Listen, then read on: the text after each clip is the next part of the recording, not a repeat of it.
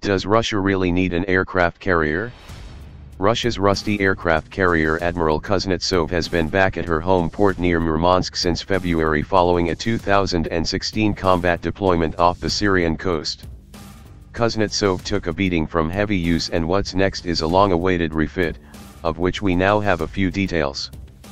First of all, the Kuznetsov is not technically an aircraft carrier according to the Russian Navy's definition, but a clumsily titled heavy aircraft carrying missile cruiser owing to her 12 Granit anti-ship cruise missiles.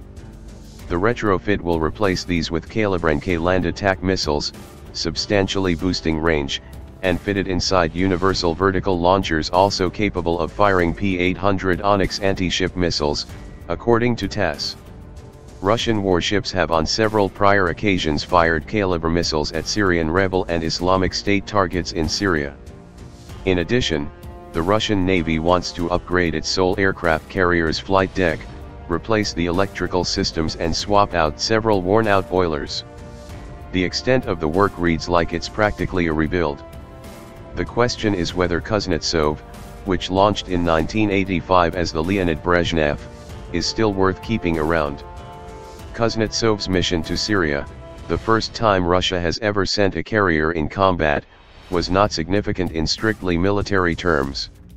Russia can keep warplanes taking off far more regularly, and with more armaments, from its Syria land base at Khmeimim than from its carrier, which can only deploy for short periods of time compared to US carriers, and which has a ski jump ramp instead of catapults, which means Kuznetsov's planes must sacrifice fuel or payload to get airborne. Two of the carrier's planes, a MiG-29KR and an Su-33, crashed during the mission. The latter went into the sea after an arresting cable broke. Afterwards, it appeared Russia moved some of the carrier's air wing to Khmeimim, an indication of a hazard on the carrier or other problems with maintaining flight operations. But Russia's spending on Kuznetsov is not about strict military utility. It's political and a matter of national pride. Important states have aircraft carriers, and since Russia is an important state, then it must have one, too. Russian press. Vladimir Putin claimed the Kuznetsov's voyage came from his personal initiative. Putin is well aware of the charged symbolism and global attention the combat deployment brought to Russia. By the time Kuznetsov finishes her refit, the Syrian war may very well be over, meaning she likely had a limited window to see combat. And the carrier is an economic engine. Kuznetsov's modernization will take at least until the end of 2020 and cost around $713 million, according to Tass.